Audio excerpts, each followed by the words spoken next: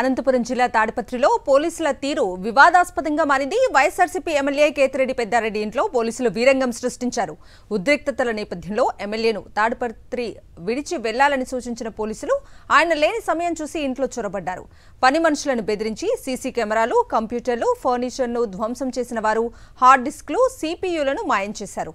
2 రోజుల నుంచి జరుగుతున్న గొడవ నేపథ్యంలో టీడీపీ నేతల వైపు కన్నెత్తి చూడని పోలీసులు 30 మంది వైఎస్ఆర్సీపీ నేతలను అదుపులోకి తీసుకున్నారు. ఏఎస్పీ రామకృష్ణ సహకారంతో టీడీపీ నేత జేసీ ప్రభాకర్ రెడ్డి రౌడీయిజం చేస్తున్నారని ఎమ్మెల్యే కేతిరెడ్డి పెద్దారెడ్డి మండిపడ్డారు. పోలీసుల తీరుపై ఎన్నికల సంఘానికి ఫిర్యాదు చేస్తామని తెలిపారు. ఇక ఇదే అంశానికి సంబంధించి మరిన్ని డీటెయిల్స్ అందించడానికి అనంతపురం నుంచి మా ప్రతినిధి శివారెడ్డి లైవ్ లో జాయిన్ అవుతున్నారు. శివారెడ్డి, కవిత, అనంతపురం జిల్లా తాడిపత్రిలో పోలీసుల తీరు పూర్తి స్థాయిలో వివాదాస్పదమవుతోంది. చట్టాన్ని రక్షించాల్సిన వారి ఉద్రిక్తతలను రెచ్చగొట్టేలా వ్యవహరిస్తున్న తీరు పూర్తి స్థాయిలో వివాదాస్పదమవుతున్న పరిస్థితి కనిపిస్తోంది. ఎందుకంటే తాడిపత్రి శాసనసభ్యులు కేతిరెడ్డి పెద్దారెడ్డిని పోలీసుల విజ్ఞప్తి మేరకు నిన్న రాత్రి తాడిపత్రి విడిచి వెళ్ళిపోయారు.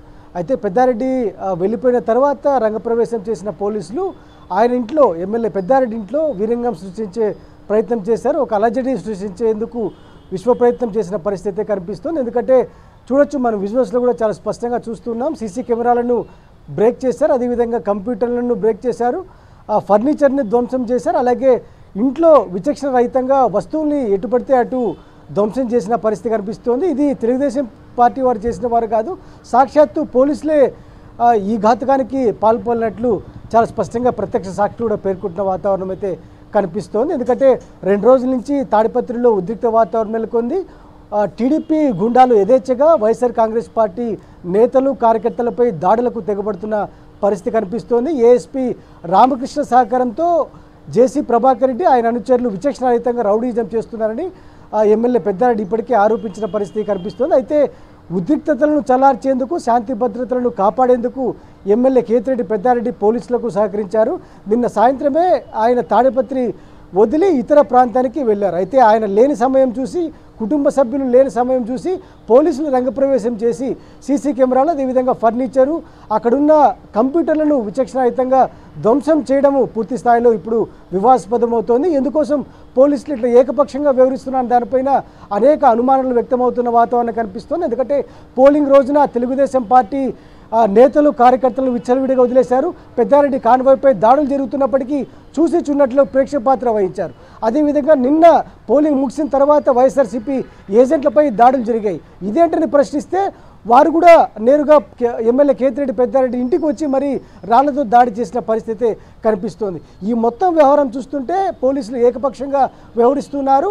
ఒక జేసీ ప్రభాకర్ రెడ్డికి, అదేవిధంగా జేసీ వర్గానికి తొత్తులా వ్యవహరిస్తున్నారని ఎమ్మెల్యే పెద్దారెడ్డి వర్గీయులు అనుమానం వ్యక్తం చేస్తున్న వాతావరణం అయితే కనిపిస్తోంది. మరోవైపున తాడిపత్రి నియోజక వ్యాప్తంగా వైఎస్ఆర్ కాంగ్రెస్ పార్టీ ముఖ్య నేతల్ని అక్రమంగా అరెస్ట్ చేస్తున్నారు. ఎక్కడికక్కడ పోలీస్ స్టేషన్లో తీసుకెళ్లి కౌన్సిలింగ్ ఇస్తున్న పరిస్థితి కనిపిస్తోంది. దారుణంగా కొడుతున్నారన్న ఆరోపణలు అయితే వ్యక్తమవుతున్నాయి. ఎందుకంటే ఇప్పటిదాకా ఎట్లాంటి కేసు లేకుండా, ఎఫ్ఐఆర్ చూపుకోకుండానే వైఎస్ఆర్ కాంగ్రెస్ పార్టీ నేతల్ని విచక్షణారహితంగా కొడుతూ ఉన్నారు, అరెస్ట్ చేసి తీసుకెళ్తున్న పరిస్థితి కనిపిస్తోంది. మరోవైపున తాడిపత్రి పట్టణంలో మీడియా ప్రతినిధులపైన కూడా అనేక ఆంక్షలు విధించిన పరిస్థితి కనిపిస్తోంది.